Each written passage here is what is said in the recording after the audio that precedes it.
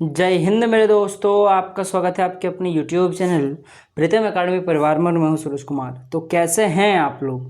I hope कि आप लोग अच्छे होंगे, साथ ही साथ स्वस्थ होंगे। आज के इस वीडियो में हम लोग वे सारे स्टूडेंट जो बिहार और यूपी पॉलिटेक्निक का एंट्रेंस एग्जाम का तैयारी कर रहे हैं और उस एंट्रेंस एग्जाम में जो साइंस में फिजिक्स और केमिस्ट्री का जो क्वेश्चंस पूछा जाता है ना, उसके लिए कुछ most important VVI MCQ questions लेकर आए हुए हैं। आज के इस वीडियो में हम लोग टोटल 30 MCQ क्वेश्चंस पर बात करेंगे और ये 30 का 30 MCQ उन चुनिंदा चैप्टरों से उठाया गया है ना, जिनका वेटेज बहुत ही ज़्यादा होता है किसी भी स्टेट के पॉलिटेक्निक एग्जाम में। जैसे कि आज के इस वीडियो में हम लोग जो आपका ह्यूमन आई वाला चैप्टर है, जो प्रकाश वाला चैप्टर है और केमिस्ट्री में जो आपका अम्ल क्षार एवं लवण वाला चैप्टर है, इन तीनों चैप्टरों से मिलाकर आज के इस वीडियो में हम लोग टोटल 30 क्वेश्चंस बनाकर लाए हुए हैं आज के इस वीडियो के लिए। ठीक है ना। तो आज हम लोग इन्हीं तीनों चैप्टर का मिलाया हुआ इन 30 क्वेश्चंस को आज करेंगे। और भी कुछ चैप्टर्स ऐसे हैं जो इंपॉर्टेंट है, अगर आप लोग उन सभी चैप्टर्स को पढ़ लेते हो ना, तो आपका सिलेक्शन सुनिश्चित हो जाता है। तो आप लोग बोलिएगा कमेंट करके, अगर आप लोग चाहते हो तो मैं एक ऐसा वीडियो बना के दे दूंगा जिसमें आपको सारा वो इंपॉर्टेंट चैप्टर्स का मैं नाम बता दूंगा, जो आप लोग सिर्फ पढ़ के उतना ही चल जाओगे ना, तो आपका सिलेक्शन हो जाएगा। ठीक है, तो बोलिएगा तो मैं बना दूंगा। ठीक है, तो फिलहाल देखो, जो हमारा आज की इस वीडियो का सबसे पहला प्रश्न है और बहुत ही सिंपल प्रश्न है। ठीक है, परंतु क्वेश्चन सिंपल है, परंतु आता है इस टाइप का क्वेश्चन। ठीक है, इसीलिए मैंने ये क्वेश्चन पिक किया हुआ है। निर्वात में प्रकाश की चाल कितनी होती है? सबको पता है 3 × 10 का पावर में 8 मीटर पर सेकंड। ए नंबर का ऑप्शन आपका करेक्ट हो जाएगा। ठीक है, अच्छा, समतल दर्पण द्वारा बना प्रतिबिंब होता है, तो याद रखिएगा समतल दर्पण बोला यहाँ पे। ठीक है, तो समतल दर्पण में जो प्रतिबिंब बनता है, सबसे पहली बात तो सीधा बनता है।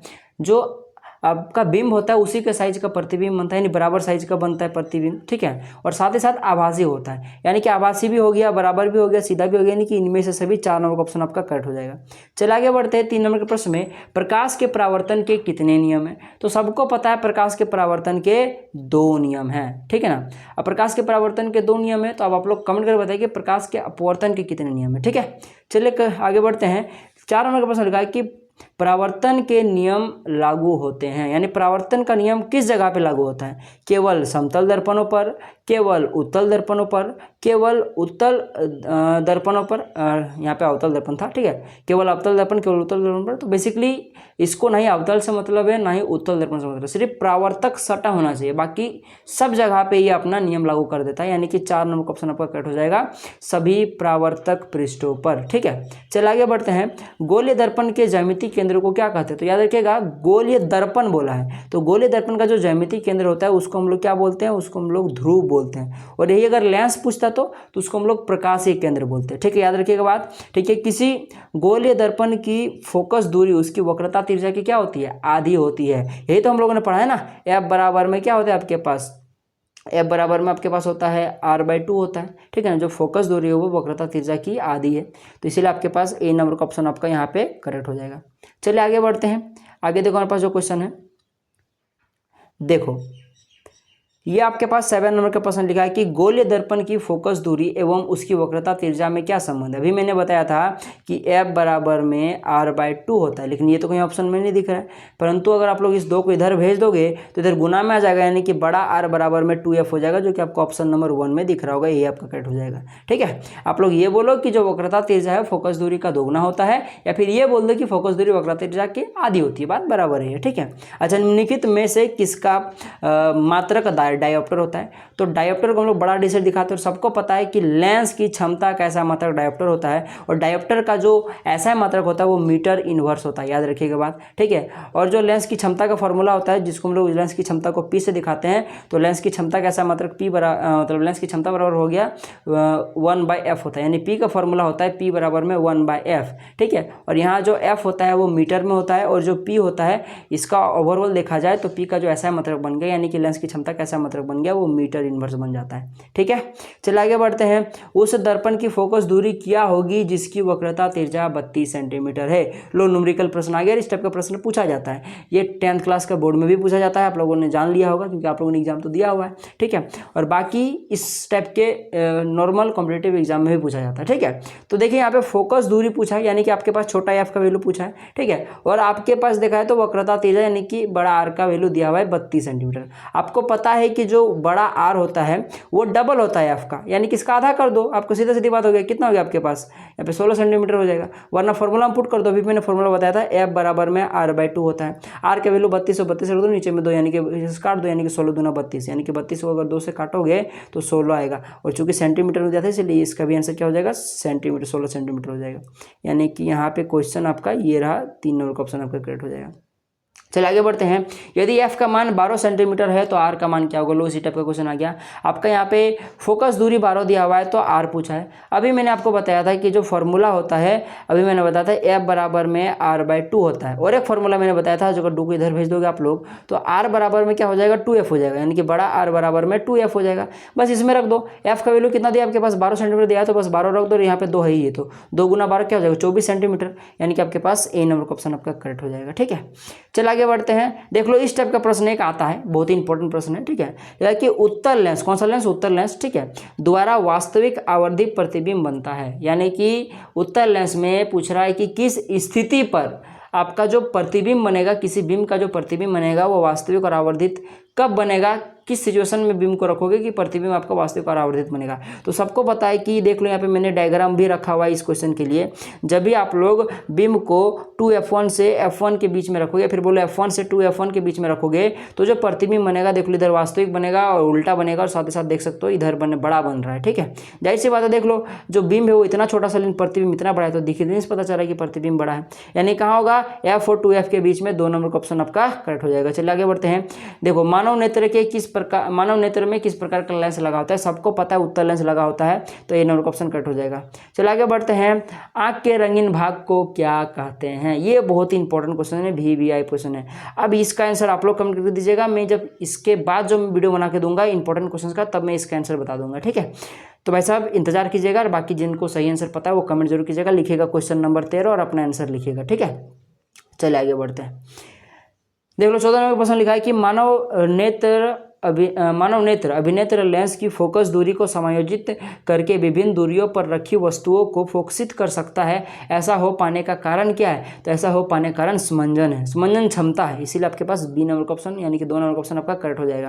ये डायरेक्टली आपका देखा डेफिनेशन से क्वेश्चन पूछ दिया था। मानव नेत्र के जिस भाग पर किसी वस्तु का प्रतिबिंब बनता है वो क्या कहलाता है, तो वो रेटिना कहलाता है। तो रेटिना तो कहीं दिख नहीं रहा था, यानी कि यहाँ ऑप्शन गलत है, नहीं, रेटिना को ही हम लोग दृष्टि पटल भी बोलते हैं। तो 4 नंबर क्वेश्चन कट हो जाएगा, रेटिना रहेगा या फिर दृष्टि पटल रहेगा, कंफ्यूज नहीं करना। ठीक है, पूछ रहे हैं यहाँ पे सामान्य दृष्टि के वयस्क के लिए सुस्पष्ट दर्शन की अल्पतम दूरी होती है लगभग। ऐसा प्रश्न पूछा है कि भाई साहब जो एक स्वस्थ व्यक्ति है, यानी कि एक स्वस्थ आंख का न्यूनतम स्पष्ट देखने की दूरी क्या होती है, सबको पता है 25 सेंटीमीटर, जो कि आपके पास यहाँ पे दिख रहा है। 3 नंबर का ऑप्शन कट हो जाएगा। और ये प्रश्न ऐसा भी पूछा सकता है, सामान्य नेत्र का निकटतम बिंदु क्या है, तो ऐसे भी प्रश्न पूछा जा सकता है, याद रखिएगा बात। अच्छा, अभिनेत्र लेंस की फोकस दूरी में परिवर्तन किया जाता है, तो अभिनेत्र लेंस की फोकस दूरी में पक्षमापी पेशियां द्वारा, सिलियरी मसल्स के द्वारा किया जाता है। 3 नंबर का ऑप्शन करेक्ट हो जाएगा। परितारिका द्वारा पुतली का नियंत्रण किया जाता है, याद रखिएगा बात। 4 नंबर का ऑप्शन। चलिए हम लोग आगे बढ़ते हैं। 8 नंबर के प्रश्न में लिखा है कि आंख के लेंस की वक्रता तिर्यता को नियंत्रित करती है। लो सेम प्रश्न रिपीट हो गया, पक्षमापी पेशी। 3 नंबर का ऑप्शन कट हो जाएगा। चलिए आगे बढ़ते हैं। नेत्र द्वारा किसी वस्तु का कैसा प्रतिबिंब बनता है, बहुत ही इंपॉर्टेंट प्रश्न है, ये भी VVI प्रश्न है। तो याद रखिएगा जो मानव नेत्र में जो प्रतिबिंब बनता है तो वो हमेशा याद रखिएगा आभासी और उल्टा बनता है। 1 नंबर का ऑप्शन करेक्ट हो जाएगा। ठीक है, और ये प्रश्न ऐसा भी पूछा सकता था, मानव नेत्र में प्रतिबिंब की प्रकृति क्या होती है, तो याद रखिएगा क्वेश्चन चाहे कैसे भी घुमाए आपको घूमना नहीं है। देखो मानव नेत्र की सामान्य दूरी के लिए दूर बिंदु, क्या लिखा है कि मानव नेत्र की सामान्य दृष्टि के लिए दूर बिंदु कितनी दूरी पर होता है, यानी कि एक स्वस्थ आँख या फिर बोलो कि स्वस्थ व्यक्ति का आँख भाई साहब दूरतम कितने दूर तक देख सकता है, तो वह अनंत तक देख सकता है। 4 नंबर का ऑप्शन आपका करेक्ट हो जाएगा। देखिए एक प्राकृतिक सूचक है, यानी कि आपको वह सूचक बताना, सूचक क्या होता है, जो अम्ल या क्षार का बताता है कि जो अम्ल है कि क्षार है, तो उसी को हम लोग सूचक बोलते हैं। ठीक है ना, तो भाई साहब यहाँ पूछा है कि वह यहाँ पे कौन सा प्राकृतिक सूचक है, यानी कि प्राकृतिक के थ्रू से लिया गया है, हम लोग नहीं बनाए हैं, मानव द्वारा निर्मित नहीं हुआ है, वो प्रकृति से मिलता है। तो मिथाइल ऑरेंज हो गया, फेनोल्फथालीन, ये सब तो हम लोग बनाए हैं, मानव निर्मित, सब संश्लेषित सूचक है। परंतु लिटमस जो होता है ये आपका प्राकृतिक सूचक है, ये लीचन नाम के पौधे से बनाया जाता है। ठीक है, याद रखिएगा बात। चलिए आगे बढ़ते हैं। 22 नंबर के पास हमें संश्लेषित सूचक है। अब बताओ, अभी मैंने बताया था फिनोप्थेलिन और जो आपके पास मेथल ऑरेंज है, ये दोनों का दोनों क्या होगा आपका संश्लेषित सूचक है, यानी कि 3 नंबर का ऑप्शन ए और 2 दोनों हो जाएगा करेक्ट। ठीक है, 23 नंबर के पास पता लगेगा कि कौन सा पदार्थ लाल लिटमस पत्र को नीला कर देगा। सबको पता है जो लाल को नीला कर दे वो अम्ल होता है, तो लाल को नीला कर दे वो क्षार होता है। ठीक है, जो लाल को नीला कर दे वो क्षार होता है, और याद रखिएगा जो नीला को लाल कर दे वो अम्ल होता है। इसीलिए आपके पास जब भी पूछेगा नीला को लाल कर दे तो वो क्या हो जाएगा, अम्ल हो जाएगा, और जो लाल को नीला कर दे वो क्षार हो जाएगा, यानी कि बी नंबर ऑप्शन आपका करेक्ट हो जाएगा। चलिए आगे बढ़ते हैं। कौन सा पदार्थ नीला लिटमस पत्र को लाल कर देता है? लो, नीला को लाल कर देता है वो क्षार अम्ल होता है, यानी कि ए नंबर ऑप्शन आपका करेक्ट हो जाएगा। निम्नलिखित में से कौन सा प्रबल अम्ल है, यानी कि यहाँ में से कौन सा ऐसा अम्ल है ऑप्शंस में से जो सबसे प्रबल है? तो याद रखिएगा सबसे ज़्यादा प्रबल यहाँ पे Cl है, सबसे कम यहाँ पे HNO3 है, उसके बाद आपके पास H2SO4 होगा जो कि ज़्यादा प्रबल होगा इससे, और सबसे ज़्यादा प्रबल HCl होता है। उसी प्रकार से यहाँ प्रश्न आ गया कि निम्नलिखित में से कौन सा दुर्बल अम्ल है? तो भाई साहब एसिटिक अम्ल यानी कि CH3COOH याद रखिएगा यहाँ पे सबसे कमजोर है। सबसे पहला नंबर पे ये आएगा, दूसरा नंबर पे ये आएगा, तीसरा नंबर पे ये आएगा, चौथा नंबर पे आएगा, याद रखिएगा बात। ठीक है, और इस टाइप का प्रबल अम्ल प्रबल क्षारक से आता है क्वेश्चन, दुर्बल अम्ल दुर्बल क्षारक से भी क्वेश्चन आता है, याद रखिएगा। थोड़ा सा इसको पढ़ जरूर लीजिएगा। अम्लों को जल के साथ मिश्रित करने पर उत्पन्न होता है, तो अम्ल को जल के साथ अगर मिश्रित करोगे तो वो H+ आयन देगा, ई नंबर का ऑप्शन करेक्ट हो जाएगा। यही अगर क्षार को मिलाओगे तो OH- होता, तब यहाँ पे बी नंबर का ऑप्शन करेक्ट हो जाता है। ठीक है, याद रखिएगा बात। लिखा है कि जल में घुलनशील क्षारक को क्या कहते हैं? जल में घुलनशील क्षारक को क्षार कहते हैं, आपका 2 नंबर का ऑप्शन करेक्ट हो जाएगा। दिया गया चित्र क्या दर्शाता है? तो इस प्रकार का चित्र क्या दर्शाते हैं, यहाँ जो चित्र दिया हुआ है तो ये क्या दिखाता है? सांद्र अम्ल क्षारक वाले बर्तन में लगी चेतावनी को दर्शाता है। देखोगे कि जिस बर्तन में HCl होता है या फिर कॉन्सनट्रेटेड मतलब क्या होता है कि माने सांद्रित आपका हाइड्रोक्लोरिक अम्ल होता है या फिर सल्फ्यूरिक अम्ल होता है, उसमें ये सब होता है, या फिर जो सांद्र NaOH होता है, ठीक है, सोडियम हाइड्रोक्साइड, उसमें उस जिस कांच का बर्तन में रखा होता है उसमें ये देखोगे कि स्टिकर में यह सटा हुआ जरूर रहता है। ठीक है, क्योंकि ये दिखाता है कि ये जो प्रबल अम्ल है और क्षार है ये आपका हाथ को या जहाँ भी अगर आप लोग इसको टच कराओगे तो उसको वो गला सकता है। ठीक है, आपको क्षति पहुंचा सकती है, आपकी जान तक जा सकती है। ठीक है, अच्छा, जल की अनुपस्थिति में हाइड्रोक्लोरिक अम्ल अपना अम्लीय गुण प्रदर्शित नहीं करता। क्यों? क्योंकि भाई साहब चाहे वो अम्ल रहे चाहे वो क्षार रहे, जब तक उसमें जल नहीं पड़ेगा वो अपना अम्लीय गुण या क्षारीय गुण प्रदर्शित नहीं करेगा। जैसे कि यहाँ हाइड्रोक्लोरिक अम्ल है, यहाँ एक अम्ल है जिसको हम लोग HCl बोलते हैं,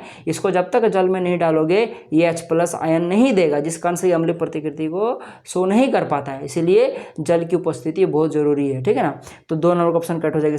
इसमें H+ आयन उपस्थित नहीं होते हैं, जिस कारण से जल की अनुपस्थिति में हाइड्रोक्लोरिक अम्ल अपना अम्लीय गुण प्रदर्शित नहीं करता है। ठीक है, और इसी प्रकार से अगर क्षार क्वेश्चन में पूछता तो क्षार भी अपना क्षारीय गुण प्रदर्शित नहीं करेगा जल की अनुपस्थिति में, क्योंकि वो OH- आयन उत्पन्न नहीं कर पाएगा। ठीक है, तो इस प्रकार से हम लोगों ने 30 मोस्ट इंपोर्टेंट क्वेश्चंस को कवर कर लिया।